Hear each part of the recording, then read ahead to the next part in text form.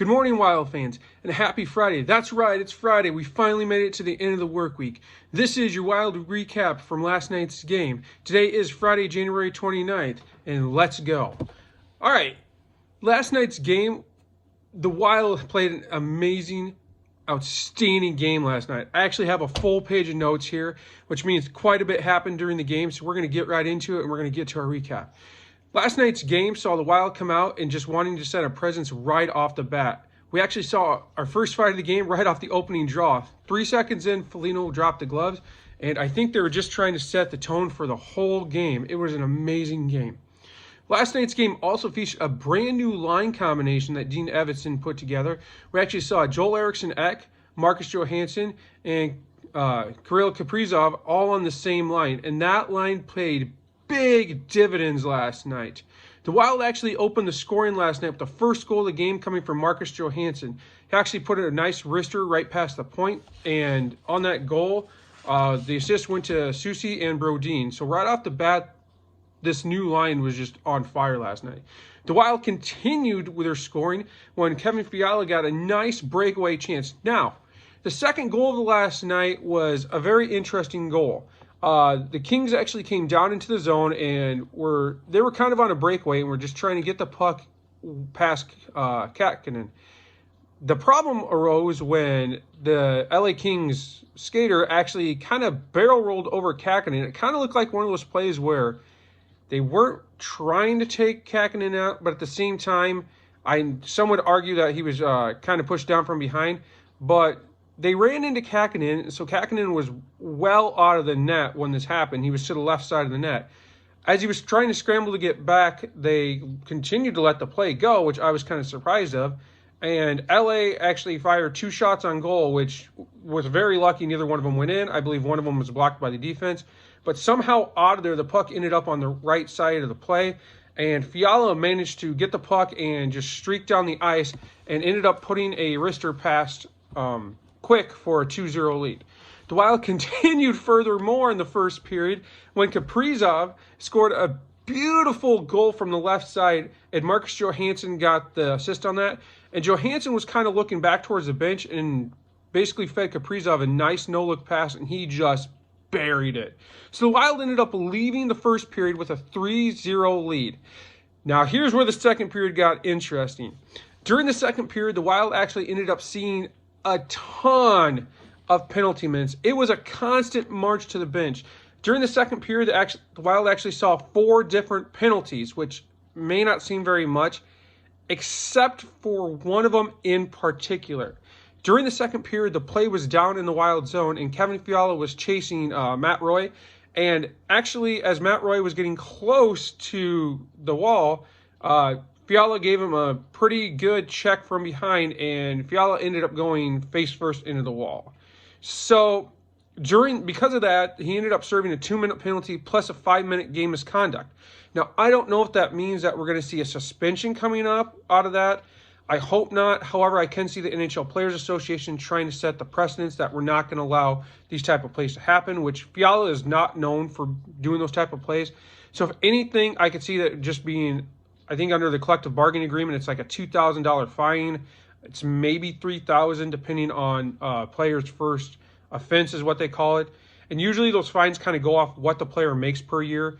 So we could possibly see a fine out of that, maybe a 1 or 2 game suspension. But if anything comes out of that, I don't think we're going to see Fiala out for very long because he doesn't have a very long history of these types of plays. I think it was just kind of one of those with this rivalry kind of heating up between these two teams, which I kind of talked about in the warm-up. It was just kind of boiling over, plus with the fight from earlier. I think the Wild were kind of trying to set that tone in the second period, which obviously that's not the best way to do it.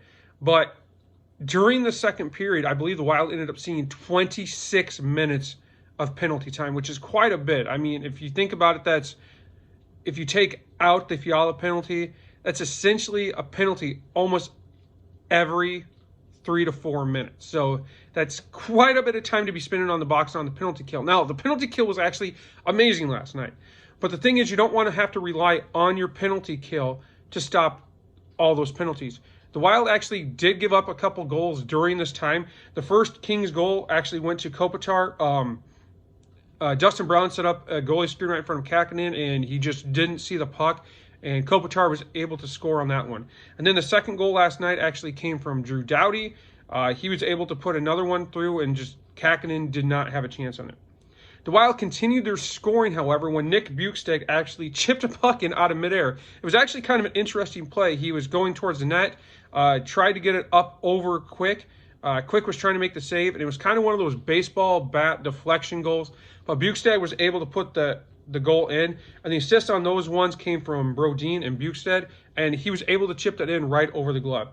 The Wild continued furthermore of their dominance of LA last night when Joel Eriksson actually snuck one under the glove of Quick. And actually it was really cool because he was going down into the zone and had shot the puck, and it looked like Quick made the initial save, but it kind of trickled under his glove.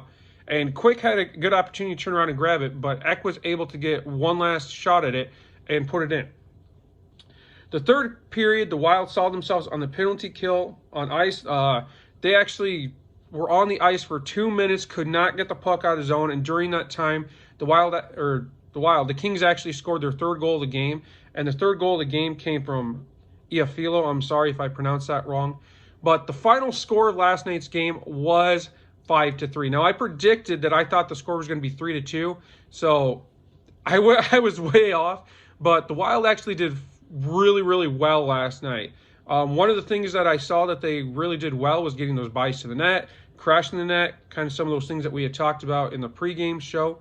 And if I had to pick one person out of last night's game to be the number one star of the game, I actually wrote down two names. I had wrote down Jonas Brodin and Marcus Johansson. And if I had to pick out of those two, my first star of the game would have been Marcus Johansson. The guy was on fire last night.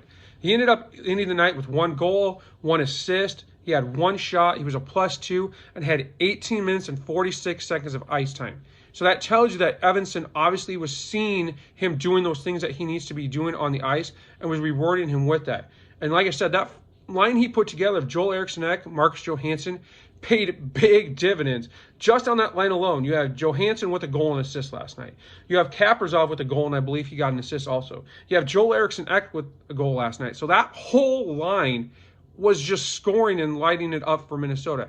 So I'd imagine that we're going to continue to see that line possibly together in the Wild's next game, which is actually Saturday against the Colorado Avalanche. And if that line continues to have success, I think we're going to see them being the it line. It'll be interesting to see what nicknames come out of this line. You have Eck, Johansson, and Kaprizov. So I don't know if they'll call them like the Jack line, Johansson, Eriksson, Eck, Kaprizov.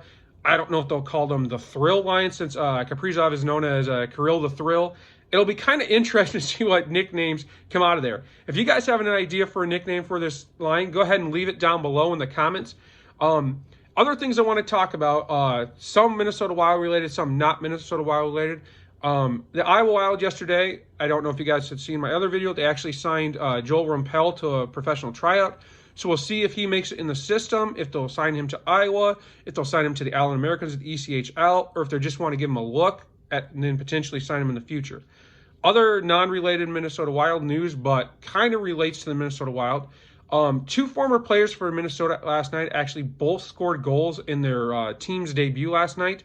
Nate Prosser, who used to play for Minnesota, he's a defenseman. He now plays for the Philadelphia Flyers. He actually opened the scoring for the Flyers last night. He had a beautiful shot from the point. Unfortunately, the Flyers ended up losing last night in a 3-2 overtime. They went to a shootout, and if you didn't get a chance to see it, I'll try to put something down below. Otherwise, go to NHL.com and check it out.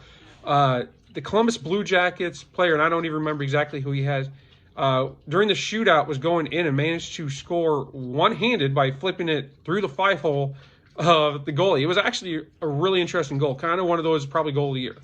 The other former Minnesota Wild player that actually scored last night for his team was our previous captain, Mikko Koivu.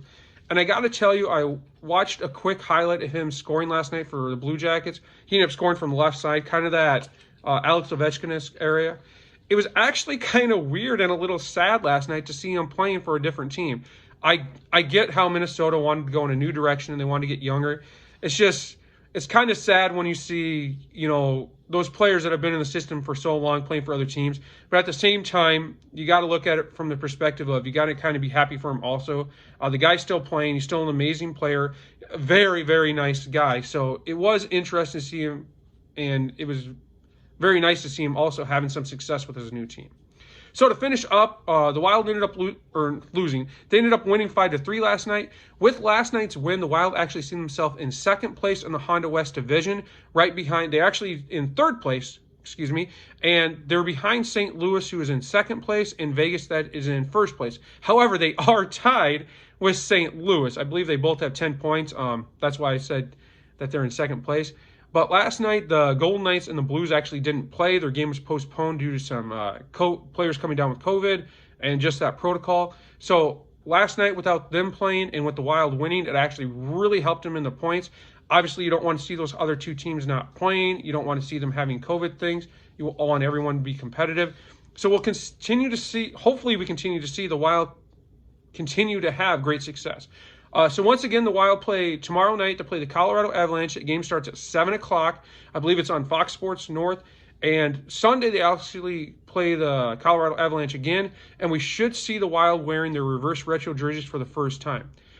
Before I go, one last thing I want to say, just a side note. The weather here in Iowa is supposed to be kind of terrible this weekend. We're supposed to get some ice and snow. And I don't know if I have any people watching from Minnesota. But wherever you're going this weekend, just double check the weather before you go out, because it can change in an instant. Just be weather smart. Be prepared. Double check those things. If you don't have to leave the house, it'd be a great day to stay inside. And if you can, watch some Wild hockey. Just be safe this weekend, and we'll see you guys tomorrow for a Minnesota Wild warm-up. Remember to hit the like button and give me a thumbs up if you like this video. Don't forget to also give me a subscribe if you really like this, and turn your notifications on so you'll be able to see when videos go live. Next video will be tomorrow. It'll be the Minnesota Wild warm-up before their game with Colorado. So have a great Friday. Hopefully everyone has a really safe weekend. And this is Tom saying, go Wild.